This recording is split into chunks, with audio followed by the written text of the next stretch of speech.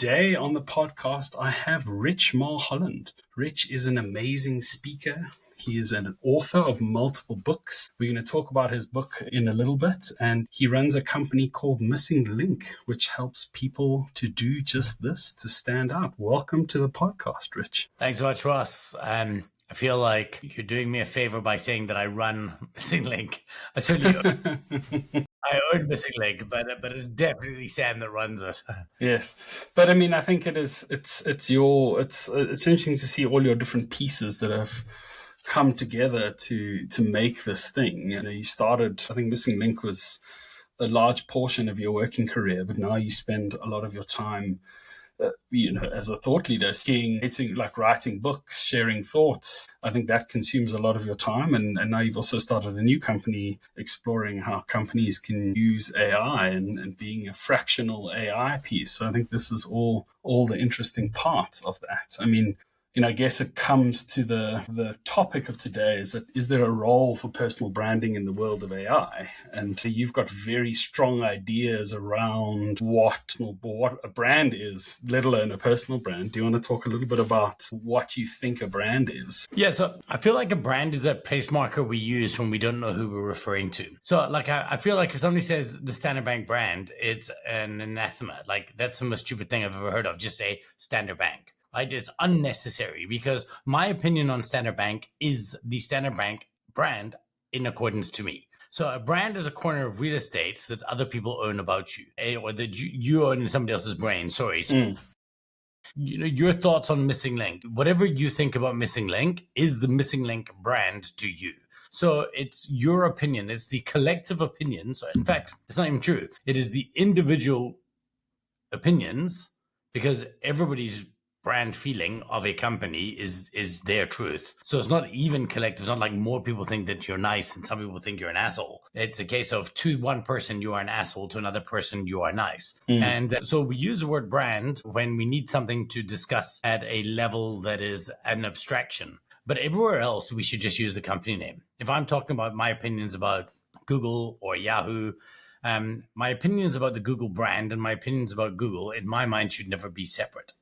Yeah, I think it is. I mean, I love that thought that your brand is what people think about you. You know, we say a lot that the job of a brand is to make people care about you, to attach importance to the thing that you are doing. And I agree that I think people inside the industry often get caught up in how important the abstractness of the brand is, and they have people who defend brands. I mean, I have a memory of working with the large electricity generator in South Africa, and there was a video where the logo was animating onto screen, and the brand person made us pause the transition and was looking at the blue and was like, that's not the right blue. And it's like an insane thing when you reach that kind of level of obsession over something and not have the same level of obsession about how do people feel about us? How do they perceive us? What messages are they receiving from us?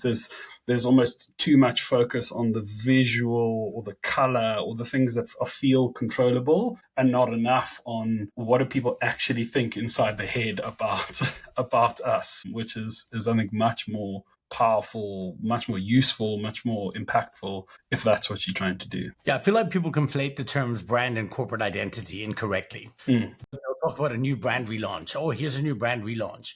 And they'll show a new corporate identity. Incidentally, I don't think, by the way, that corporate identity relaunches pardon me, cannot influence the brand. I'm not saying that they're useless. Sometimes you do need to visualize, represent something in a new visual way to maybe change the way that the market perceives it. Because that's what you're trying to do, right? You're trying to evolve market perceptions of the entity. And if something looks visually different to the way it was, then that's a thing. But I remember for years, so Missing Link had a policy that we had no fixed corporate identity. We've got a logo up there now, but for many, many years, we had no fixed corporate identity whatsoever. And to some degree, we still don't. We just have this as a convenience. And the idea was that every 3 months, you visit our website and the branding had completely changed. The visual components had completely changed. The way we present ourselves, even the theme, we would go from medical to, all different things. And so people would sometimes say to me, I don't understand how you're able to exist without a consistent brand.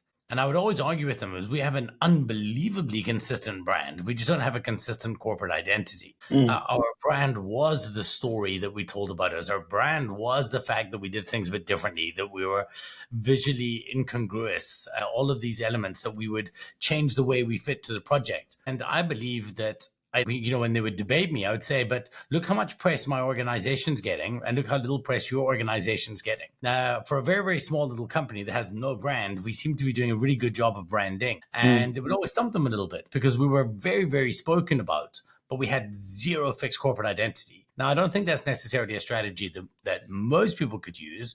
But if you look at companies like Billabong or Quicksilver, they would change their corporate identity, the visual identity of how their logos are presented often, but you still had a clear sense of who they were. And so mm. they certainly had a brand. So when you were doing that, because I do believe Missing Link has a strong kind of brand identity, brand feeling. I think even Rich Mulholland has a strong brand identity, brand feeling. Whether it's being captured as a single visual or thing is not. No, I think you've deliberately not done that. But right down to the office and the way the workshops are constructed and the human beings you hired and the language you use, like these all felt like, at least from the outside, very intentional decisions, not accidental decisions. Yeah. So I totally agree with that. I think that we have been very intentional about it, although not so much about the people. There's a weird shared DNA that I've always found. But, for example, I'm quite an outspoken atheist. Every single one of the males that work for me in Missing Link, at least, and one of the ones in Too Many Robots, is an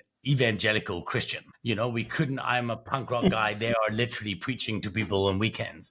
So we couldn't be more different in that regard. But for me, if a business is small enough, and that is the caveats I put, if the business is small enough, it still very, very much becomes a realistic, and it has a strong leader with an opinion, it becomes a manifestation, a kind of physical manifestation of that leader's personality made real. So by sheer force of nature, I believe that a lot of the people look and think the way of the company. And we've done a relatively good job of codifying how we behave when we behave at our best. So we don't say these are the behaviors we expect you must do.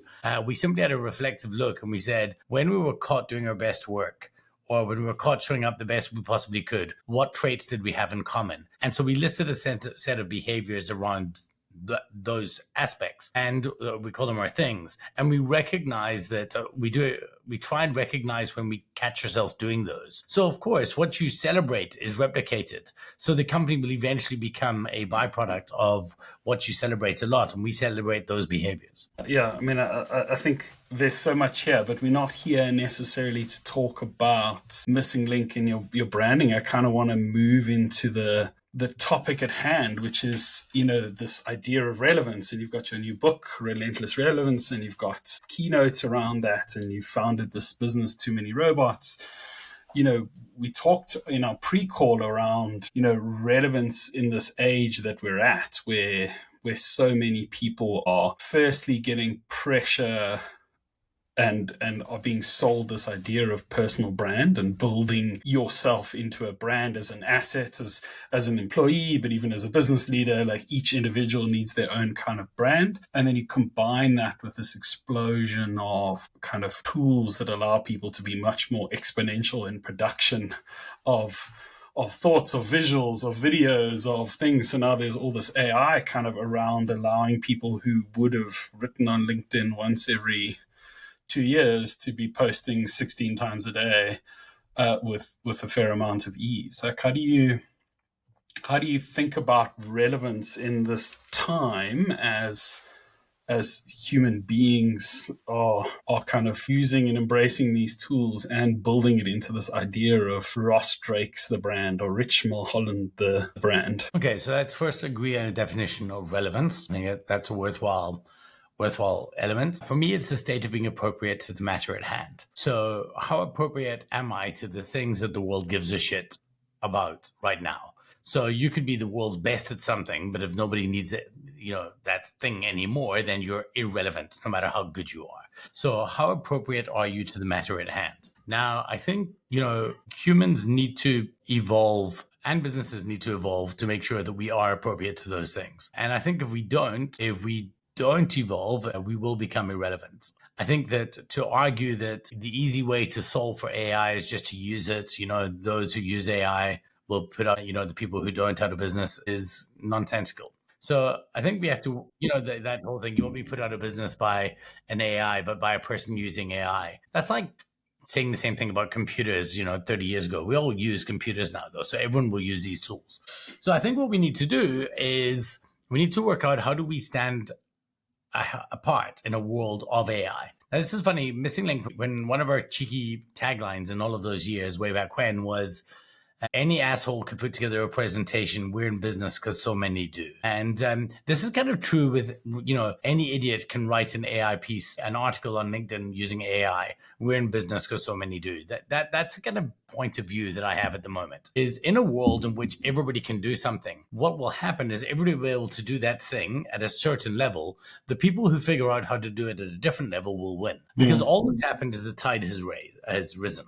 Right. And so all of us are now sitting there. So nobody was writing on LinkedIn. Now everyone's writing on LinkedIn. The algorithms are going to get very, very good at separating who's writing something interesting or not. Now, that doesn't mean the algorithm is going to correct for which humans are writing versus which AIs are writing. It's just going to say which is driving more engagement. And so the humans who use AI in a way that basically supersedes other AI to drive more engagement will win, or the humans who are able to write content of their own or create content of their own that will supersede that of AI will win. I'm indifferent. I believe that we should be using these tools fundamentally. Ideally, I don't think we should be using them as the end state to write the content, but I think we should be using them to make ourselves write better material in the first place. But I absolutely do believe that all that's happened is the bar has shifted again, and some people will still stand out. And I mean, it is, I think we've been through so many iterations of these kind of technological explosions. There was the sort of video online was a thing. Then there was social media and social presence. And it was, in the beginning, it was the first people using it, which was a huge boon. And now if you don't have social media as a company, you almost have failed. And I think I agree with you that it's the same thing as AI and using AI. It's going, like you say, it is just going to get built into the pieces. I mean, every product you open nowadays, there's people, it just pops up and it's like, hey, we have this new AI tool. And for some reason, everyone's decided that a little magical amorphous star is the sign of an AI. So every product you open has this thing popping up and you're like, I didn't realize I even needed AI in here. But like here we now often an arbitrary thing that you're like, I didn't even need non-AI to do this, and now you've got an AI giving me data. Yes. It's like people are leaning into novelty, not utility. I must say, what email client do you use? Do you use Superhuman at all? No, we use Gmail. So I use Superhuman as a Gmail front end, and at the beginning, I use Spark on my phone and Superhuman, so I actually pay for two. But at the beginning, it was doing this. We'll help you rewrite your email, and I'm like, I don't need you to rewrite my mail. 90% of the time you do it, I'm going to have to go back and fix it. I'm sure there are use cases for that. Or do you want to write this in a more fun, quirky way? No, just I wrote it as it is. So it's kind of novelty. But now they're using AI for cool things. And I didn't realize this until I was confused last week when an email popped up into my inbox. And it basically was a mail that I'd mailed a client a few weeks ago. It recognized that the client hadn't responded. It typed an auto response. It recommended that I should write as a follow-up based on the period of time, and was sitting in my inbox ready to go.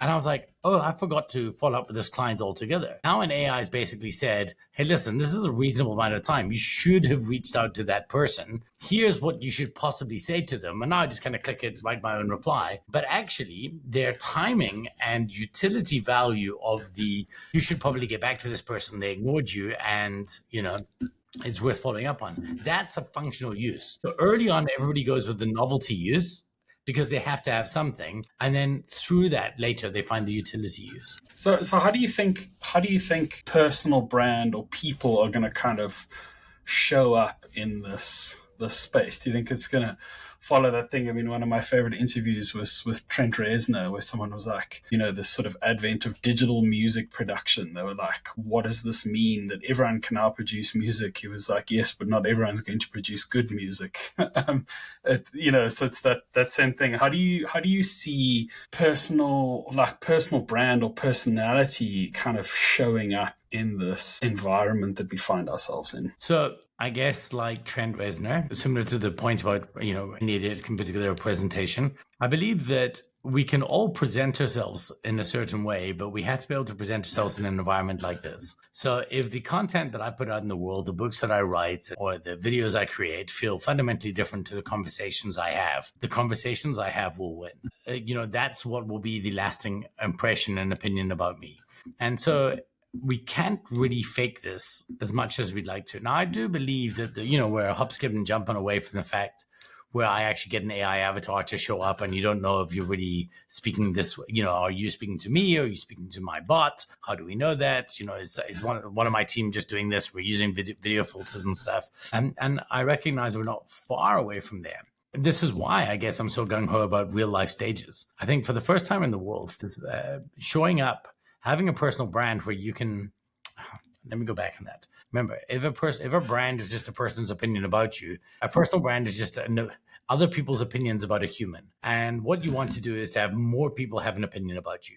I think the kind of goal that you're going for is how many times what is your mentions per ratio? So if somebody says my name once outside of my family and friends, says my name once a month, I've got a mentions per month ratio. If somebody mentions my name in passing once a week, then it's mentions per week. If you took somebody like Donald Trump would be mentions per second. That's a very strong brand. Whether you like him or hate him, that's a very powerful engine that he has turning. Gary Vaynerchuk might be, I don't know, mentions per minute. I don't know. I guess maybe somebody every minute in the world will mention them. And I guess that's the goal, right? Is to increase the surface area of your mentions, or the frequency of your mentions. How often can you do that? So I think one way of doing that is creating lots of content. And I think AI tools can help you do that in a faster, better way. And actually, the difference with Trent Reznor's statement is that now AI is very good at creating good content. Like sometimes I'll write something and I'll put it in AI and it gives me back what it would fix. And I'm like, well, fuck. That sucks. It's definitely better. Like it's definitely improved. So it's not a case of, oh, well, if it's human, it's necessarily better. I mean, they're drawing from a better basis, but it's about having the interesting ideas to give into it in the first place. And I think that's what the real challenge will be. Sure, we can eventually get to the point where it can just auto-generate, auto-rich, auto-be me. But for now, it's about having ideas and views on the world that you can give to these tools that will set your thinking apart from the other humans. And as of now, I don't think that we're at the point yet where it can do that. I think you can spot the sameness of everything, even without the M dashes. I mean, the thing, I don't like the term personal brand. I don't believe everything should be a personal brand. I don't think we need more brands. I think it's an interesting thing. It's almost disingenuous to package yourself as a brand and then try and sell yourself to people, because that's why we make brands. We make brands to influence a decision, more often than not a sale. Saying that, what you said, I think people should hold point of views. And that is, the interesting thing, that I have a point of view about this topic, and I don't believe people should have a personal brand. I'm not even saying I'm right. That's just what I believe, because when people start branding themselves heavily and pushing it out in the world, I get a little bit of like, oh, that feels weird. Like it feels like it's not the person that I sort of know. And there's different people on different continuums. Some people push really hard and other people's a lot more subtle. Like a Seth Godin has a really strong brand, but it's an exceedingly subtle one. Whereas like Gary Vaynerchuk is a lot more, a lot more overt about it. But I also think that's very much their personalities and their point of views on the world. Like, one is do interesting things and people find you, and the other one is like be loud and everywhere and everyone will listen to you. And those are two very clear, distinct things. I guess this tools at the moment and the way people are thinking about it are creating a thing in the middle where, like you say, it's just a whole bunch of people making stuff that is almost useless and not interesting, and no one wants to read it. So it's almost just like a pile of noise that's being sort of generated, which I guess, coming back to where you started, gives people the opportunity to sort of step up a little bit and elevate into a place above that noise, but it is creating a ton of noise at the moment. Yeah. And that's, I guess, not a bad thing, right? If you listen to the music of, even good music back in the 50s, it was great for then. But as we have more and more music, you kind of have to work a little bit harder to make really, really magnificent music. I was watching a breakdown yesterday of Chop Suey, System of a Down, and what went into that and creating that, and the level of complexity and thought just blew my mind. I had no idea, and I think that's what we're kind of getting to now. If you look at some of the great content creators out there, they're doing phenomenal work, and really, really, it's not just here's my opinion, like the shit that I do. It's a case of here's a phenomenal production. I think that we can separate this though from we need to draw a line by the fact that everybody who creates content is not a content creator. So I don't consider myself a content creator at all. I consider myself a business person and speaker, an entrepreneur maybe and speaker. I happen to create content because I think that's part of the ticket to the game. If I was a content creator, I'd be way more intentional and way more focused on what the algorithm wants. As a entrepreneur and a thinker and somebody who aspires to lead thought, the idea is that I want to be beholden to my own thoughts and opinions. And so I try my best to, or I believe that, and let's go back to this. As a business owner, I do believe if you own a certain size company, you can do your business a lot of value by being well known. But there's a tension, right? There's a tension, right? So if Ross Drakes becomes one of the world's leaders thinkers in his field and then tries to sell nice work, then it's really, really difficult to uncouple these two because you become synonymous with it. So that becomes very, very tricky. It's like, oh, but we want Ross to stay. What we actually want is Ross Drakes, the brand that is, or the company that is, manifested, presented as. Equally, though, is if you do it the other way, I see entrepreneurs go the other way and they build this amazing business.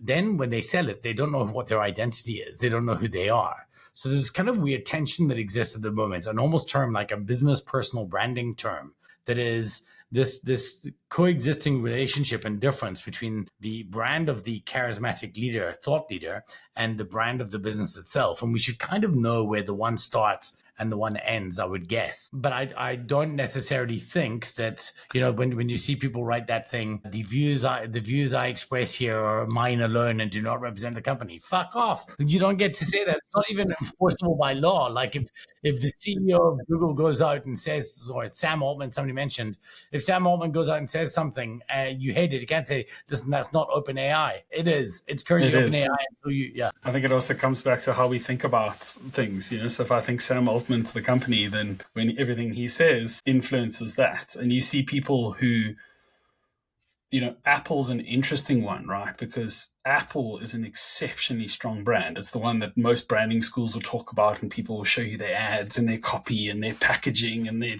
devices, and all the fanboys lord over it like it's the greatest thing ever. And it is a phenomenal piece of kind of brand engineering. But then there's the Steve Jobs, which is also in itself, like his personality and his point of view was so strong that people also recognize Steve Jobs, even though decades after he's gone, people are still referencing what he says. But Apple now has this leader in Tim Cook, who is an exceptional businessman. If you look at Apple, the business under Steve Jobs, it was a tenth as successful as it is under Tim Cook. Like Tim Cook has made that thing into an like a global, like the biggest company on earth. Like that's Tim Cook's kind of legacy. But if you were to measure Tim versus Steve, like I think Steve has a much bigger perceptive, the mentions per minute is probably outstripped than Tim Cook. But if you were to measure in company worth, Tim's actually done a better job than Steve did. Yeah, I would argue, generally speaking, I would imagine that the reputation of the founder is more important in newer businesses. In established businesses, the reputation of the business is stronger.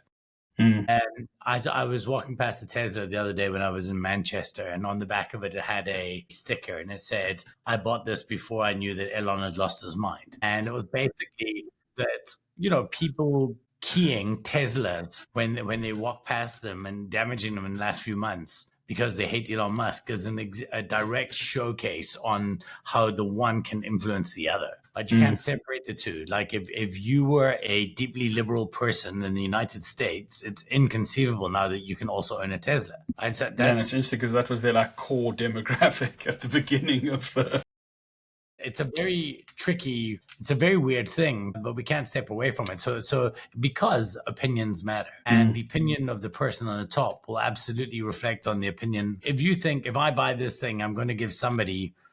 Have you ever heard that? Have you ever heard that thing that says, we're both going to stop smoking. Whoever smokes starts again, or whoever misses, eats a cheat meal first, they have to make a donation to the party of the opposition of the political party they believe in.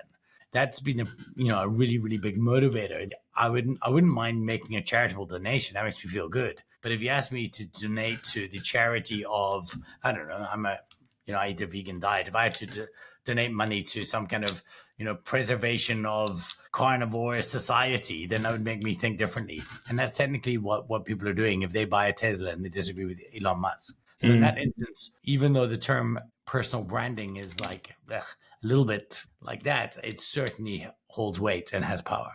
And I believe going forward, in a world where everything can be faked, I do believe there is a lot of value in basically human to human relationships will matter more than they have in the past. In a world where everything can be faked, how people show up in reality is going to be the most important thing. And how humans show up as opposed to businesses show up will be important. So I would suggest that the role of the human behind the business is slightly more important this now than it was in generations gone. I think there's also a very interesting dynamic between them, right? So your business has to be a certain way. I mean, you built Missing Link to be a lot more kind of in your face, but not all businesses, like you say, can operate like that. But if you think about it almost as a chessboard, and the business is one brand doing one out there, the leader or leaders of the business can also be in other places doing other things and holding not different, but either more extreme or more outrageous or more whatever kind of opinions about things. I mean, Richard Branson does this exceedingly well for his businesses. Like, he's got these wild ideas and he does these wild marketing stunts, but then his businesses are fairly, in terms of their brand and how they show up, they're not like completely insane, but he uses his insanity to get the attention, and then he transfers the attention into dollars into the businesses. I mean, Virgin Cola was this wild thing, but as a product, it was fairly average, and they used the same distribution chains, and they were also in a Tesco, and they were also, it was like almost the same product, but he used himself as a way of, driving a tank down the street in London was how he got people to sort of notice that there was this cola. So that relationship is interesting. And I like this idea that now it's more important because people want to sort of see a little bit more of that humanness in this kind of sea of crazy technology that's dominating everything. So I can buy into that. So I've only ever queued for one thing, like properly in my life, where I waited outside the store. Coffee in Hawaii. Coffee in Hawaii. Oh, yeah, a pour over in Hawaii. No, I think that was the worst pour over ever. They were terrible. But anyway, was Richard Branson's book. When his book Losing My Virginity came out, I was waiting outside the door at Exclusive Books in Cresta for it to come. I think he's probably I feel like if there was a book on personal branding, he would be well to be the guy on the cover. I feel like he made an organization, like he made it cool, and he figured out a way to do it in a great way. It's not easy to replicate. It's not a manual, but it's an understanding of how a human can come and their antics can come to represent something. So even though Virgin Active doesn't feel like Virgin Atlantic, which feels a little bit more like it has his fingertips on it, it certainly has that same feeling of love that you have for it. Your default enjoyment of the Virgin brand is there. Virgin is there, I should have said. I believe that we have an authenticity problem that the world is facing at the moment, that people are not able to trust the level of anything that they see as if it came from the person or not. Did that person write that? Did they say that? Is this really them? Has somebody written a script for them? I believe that human to human connection is where we make our true opinions. Diane asked a question. Understanding hyperpersonalization, isn't personal brand super important? So I think personalization is important, but it really does need to come back to, what are you saying? What do you actually stand for? What do you actually, because I think a lot of people use personalization as a way of reaching out. Hello, insert name here. I see we have insert personal comment in common, and we would like insert thing you're trying to sell here, which I think people see through exceedingly quickly. I think if you can personalize AI tools to mimic your thought, to mimic your way of being and way of talking, it is a exceptional extender of what you're doing. So if you can teach it the language that you like and the way you talk and the way you construct sentences, then it is a very, very, very powerful thing. And I do still think there is an element of being able to really target people using the research and kind of getting insights and being able to sort of customize things to people. But I personally hope that it doesn't reach the level that it's gone with kind of ads, that we don't have these like hyper-personalized robots just sort of harassing us in every corner of the internet, because that's a deeply sad world to live in. Yeah, one of the tools we built in Too Many Robots was an outgoing phone bot. Now, you had to opt into it, so we wouldn't phone you. Is if you wanted to chat to Tamara Wentworth, our CEO, you could phone, and she would phone you back and have a chat to you. And based on certain criteria in the search, she could do it in the background. She could actually have a conversation with you in such a way that was a bit more personal than it would necessarily feel as if you were having a call with a complete stranger. I believe that has a massive amount of utility value, even in human-to-human connection. Have you, Ross, you were with me in EO when we brought in the Crystal Nose tool. Do you remember that? Yes. And Crystal Nose will allow you, if you're engaging with somebody on LinkedIn, if you use that tool, if it's turned on, it will kind of let you know how that person likes to be engaged with. So you can click on their profile, what kind of language they would like, what they don't like. And it's built up this big profile based on all the content that's being put out by them in the world. And I think that does help. But the only problem with it is I'm not going to change the way I speak. If people have said this to me from day one, because you can't keep up an act for long. Yes. So I call every CEO in the world dude, and the ones who don't like it are the ones who will never hire us. The vast majority of the ones that we deal with are pretty fine with it, and they would think it would be weird if I called them anything else. And in fact, the fact that I do them or whatever is the idea is that we are closer. We are more have a more personal connection, even though I've not personalized my approach for them. I am speaking to them as a person as opposed to a title. I always say one of the worst bits of advice that speaker coaches give is know your audience. How? You can't know people en masse.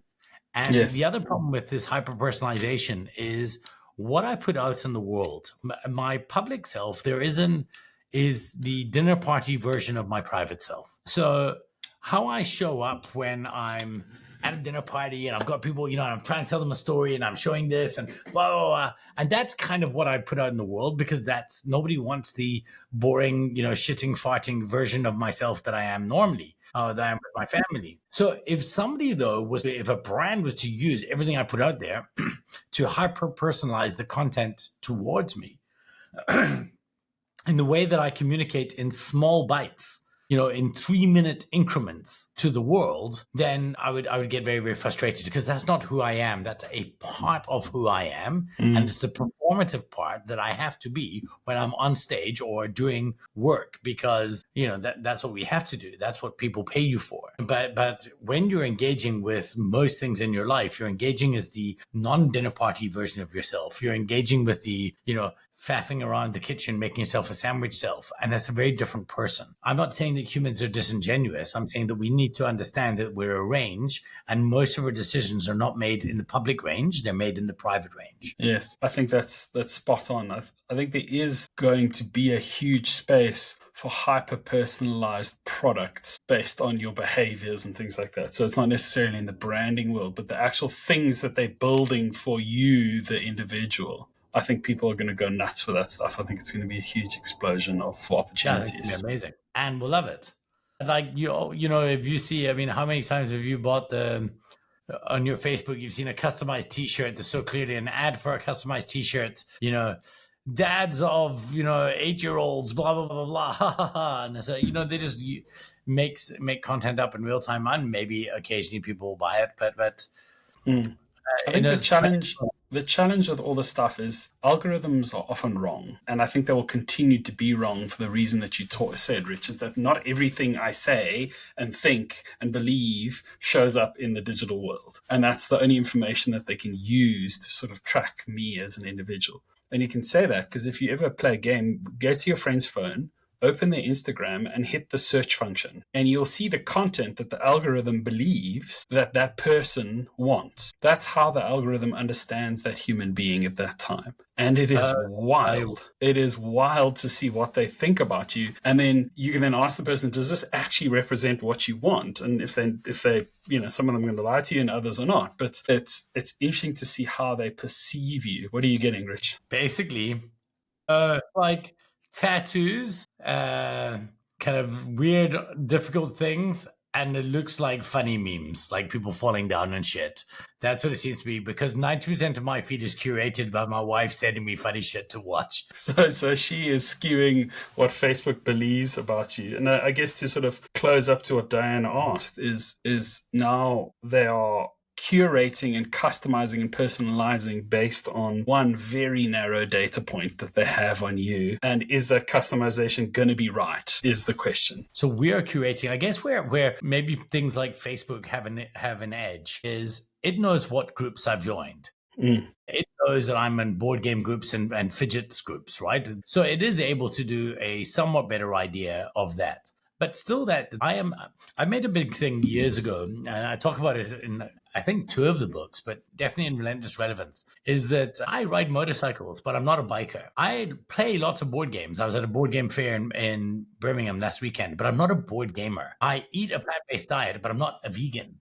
I don't like any of those blanket terms, because if I say to you, he's a biker, you have a point of view. No, I just like riding motorcycles. He is a reader.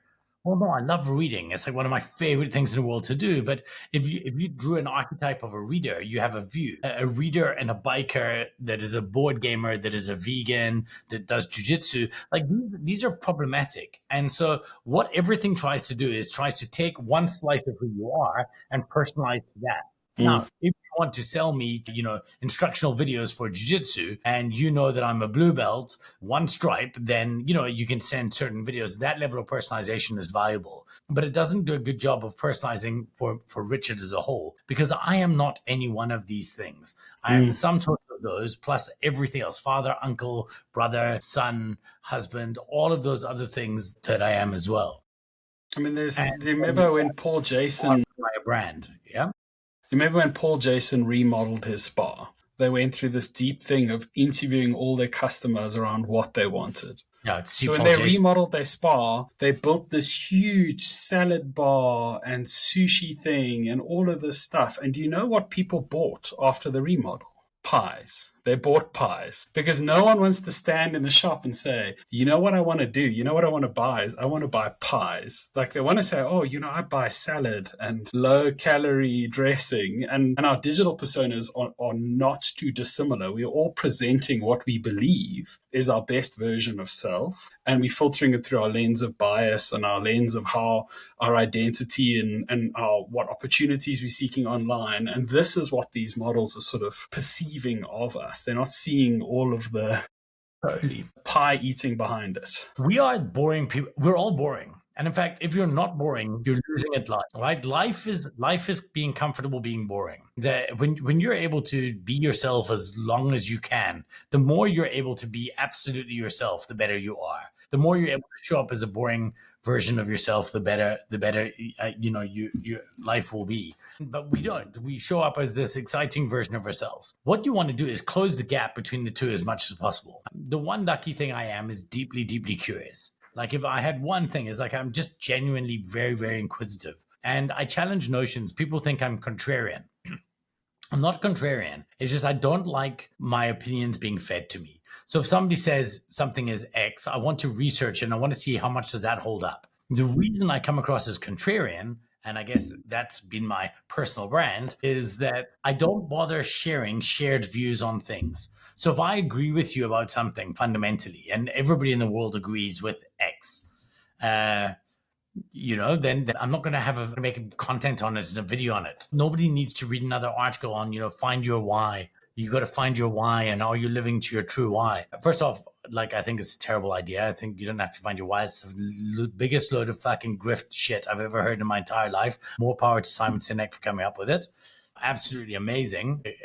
Ridiculous. But I only talk about things I disagree with. This idea of personal purpose, I disagree. I think it's a horrifically bad idea that's driving people to suicide. I think it's a terrible, terrible idea that you believe that you have personal purpose. And so then I'll talk about that because it's a counter narrative. It's something I have a differing opinion about a topic that's relevant. So I am appropriate or inappropriate to the matter at hand, and neither of those work. And so my curiosity, and that's the stuff that I think about at home when I'm boring me, and I try to bring that into the world when I'm, less shit me. I mean, if you were to see what I do at home right now, I'm an amateur wrestler. That's what I do. I go into my house and there's a tiny boy and we wrestle and we run around and we kick each other. And that's what we spend most of our time doing. Lauren says she goes from one what the fuck to the next. That's why I'm assuming the worst. I'm assuming it's not like, what the fuck? I'm sure it's like, what the fuck? I apologize in advance. Well, I apologize in reverse. I think we've reached the point where we can kind of start getting some questions from people. I mean, Lauren did also mention earlier about how much he likes ChatGPT but hates OpenAI and Sam Altman. I mean, I think this is an interesting discussion because they're these big tools that are fighting for our attention. And by fighting for our attention, they're not only fighting for our attention, they're fighting for the input because, they're fighting for the food to make their models better and better and better. So the more people that use these things are ultimately going to make it a better, more dominant model. And, you look at, there was the whole DeepSeek thing. DeepSeek came out and OpenAI stock crashed and it completely fell apart and it's the most useless thing. But the OpenAI brand and the ChatGPT brand is much more powerful than every other tool in the market. And therefore they win more market share because they have more perception because they've built a stronger brand. And part of that is also just because they were the first ones to put an interesting interface on top of the tool. Brand will rarely trump convenience if you can do it in private. So the problem that Elon Musk has is that if I buy a Tesla and I drive down the road and people are like, we shouldn't support that guy, he's a conservative, how dare he? There is a public-facing element to it, right? So it's conspicuous consumption. So if you do conspicuous consumption, if you wear a Balenciaga hoodie or something and you do conspicuous consumption, then you are beholden to the brand of the other people. But what you do in private, we get off scot-free with. So in one obvious case, I can dislike Sam Altman, but if his tool's really, really good, and by the way, I don't dislike Sam Altman personally. I did a startup school when he ran Y Combinator. I really enjoyed it. Thought he was a very smart person. And I just don't think people are trained for this level of growth. Like, I don't know how people would behave being Sam Altman in the world of AI. Even if I did, and I was like, oh no, I'd far rather use Perplexity. Perplexity is much better, blah, blah, blah, blah, but still use ChatGPT because nobody could see. It's kind of how people are when every time people get upset with Woolies, they're always boycotting Woolies. Woolies is always like, that's it. I'm never shopping from Woolies again. They stole Frankie's Cola. They did this. They did the next thing. That Frankie's Cola thing, if social media is to believe, Woolies would have closed its doors a month later. That was it. That was the end. It was done. It was caught. Oh my God, Woolies white labels food that looks like other popular stuff that people like. What? You didn't get that from the white labeling of everything on their stores. Like, it's crazy. But actually, if my brand opinion, because your brand is your opinion on, the public facing element versus your actual brand opinion, which is, I really like how their malva pudding is. I mean, Woolies malva pudding is the one malva pudding. Nobody argues that their mom's malva pudding is better. Like, we all accept that Woolies malva pudding is the top of the scale and everything else is below it. So if I want malva pudding, well, fuck, I don't like their politics, but I really want that malva pudding, then you'll go and you'll get it. And you can pull your hoodie, your Balenciaga hoodie over your head and you can shuffle in there in your... Right up there, you go in there like, while using OpenAI's ChatGPT to do shit, right? Yes. Yeah. So I think that is the problem, is if you can do it, if we can separate our opinions privately, then we can get away with holding opposing views. It might make ourselves feel a bit dirty. Well, I guess it is that, there is the cycle of the internet is essentially, especially the social internet, is a cycle of social pressure. And there's a topic of the day. And depending on which side you sit on, social media would have you believe that we have to kind of lager up into these two separate camps and sort of throw insults at each other. And then we roll onto the next the next sort of opinion. I mean, remember Je suis Charlie, and everyone was changing their kind of profile images, and it was this whole kind of outrage. But the net result of that was very little. Like, it didn't actually change anything. But I remember I didn't change my profile picture, and a few people asked me, they were like, "Don't you believe in this thing?" God. And I'm like, well, I do believe in it, but I don't think changing my Facebook picture is going to make any significant difference to the actual reality of what's happening in the world. And this is this duality that we live in that you're talking about. Probably one of the more unpopular net profit talks I did. And I could see that people were deeply upset about it because, I think so many of them did it. But I did a talk called Avatar Activism. And I basically said that anybody who does that, you're just sheep. You're doing nothing. You're changing nothing. Activists actually activate. Changing your thing as a show of support, it means nothing. I walked past the Wagamamas the other day in Manchester, and the Wagamamas, I think, is the greatest for what it's worth. In this opinion, changed nothing. The greatest chain of food in the planet is Wagamama for me. Like, it's my favorite, I should say. And you've got the Wagamama's logo this big, and if you imagine the entire screen, that is the pride flag, the one with the trans version and the more inclusive one. And I remember the one that looks like the South African flag with more colors. Yeah, the South African plan is prettier, right? And so like it's all the pretty colors. And I was just like, I got angry when I walked past, and I was like, this is fucking stupid. And Jazz was like, why are you getting so triggered? And it's not that I don't, it's that this ridiculous, look at me, look what I'm doing. It's not true. It's just so inauthentic. Like I lose whether or not I'm not offering an opinion on what I think about the LGBT community. Let's assume the best of me and assume that I do support, I do want people to live their best lives. Okay. My opinion of the Wagamama's brand for Pride Month, putting up a big fucking logo, has diminished. Because I feel like your disingenuous twats are flying the flag for 1 month just because it's perceived to be a nice thing to do. So if anything, that's a negative brand message for me. Does that make any sense? It does. It's, I think, coming back to the what do you really believe, and can your actions back up that thing that you are stating, or are you doing it because it's Father's Day is here, so now everyone is putting up their Father's Day stuff, and then they roll immediately into, I don't know what the next sort of commercial holiday is, but it's the stuff of, it's Women's Month, so let's take all the women in the company and put a profile of them on LinkedIn and change nothing, change no behavior. Yeah. But that to me says that you have no integrity, that you are just you are just a fluid that will, whatever the big issue of the month is, like all of those brands of the George Floyd thing, like EO, remember that EO, were you part of that group debate around what should we state? Listen, if you don't know what to state 2 weeks after it happened, don't just say nothing. Just have to say something. Well, say nothing, because you're not going to say anything. You're just going to say what everybody else is saying late. Right. So just don't do that. Don't, make you don't have to make the BLM logo your logo for the month as a protest.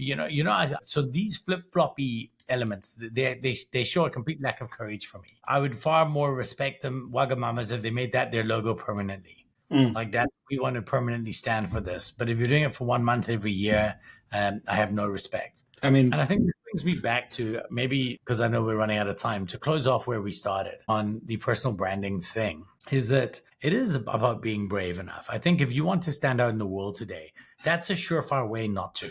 If everybody does this and you do that, you're not going to stand out. If you are doing something just because you'd be scared that if you don't do it, you look like you're left out, then that's a problem. You've got to be brave enough to be willing to be left out. And you've got to be smart enough to be able to stand out. It's that book Zag by, I think it was Marty Neumeier.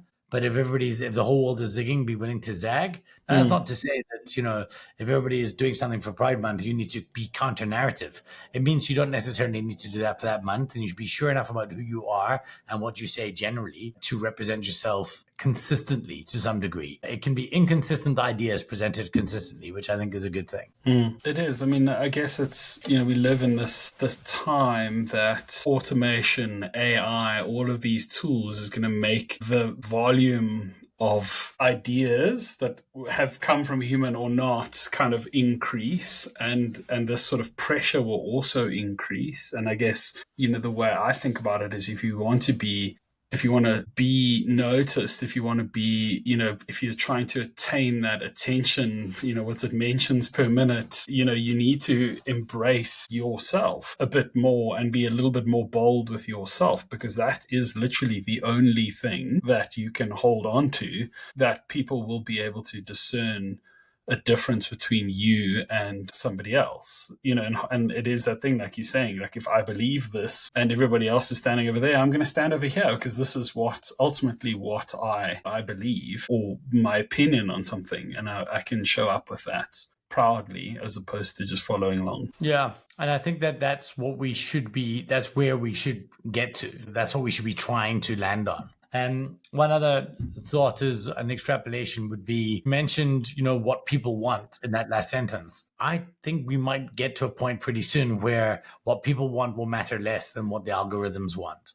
And what I mean by that is that if world social opinion is made by influencers that are AI generated and things like that, eventually what people actually want is going to be not that important. It is, how does one AI communicate with other AIs to allow their AIs to create content around the original AI in such a way that eventually the humans are just going to be fed the thing that they want. So all we are is the consumption machines, right? So we're just the ones who in the end push the buy button. And at some point, we're going to get to the point where that's not even going to matter either.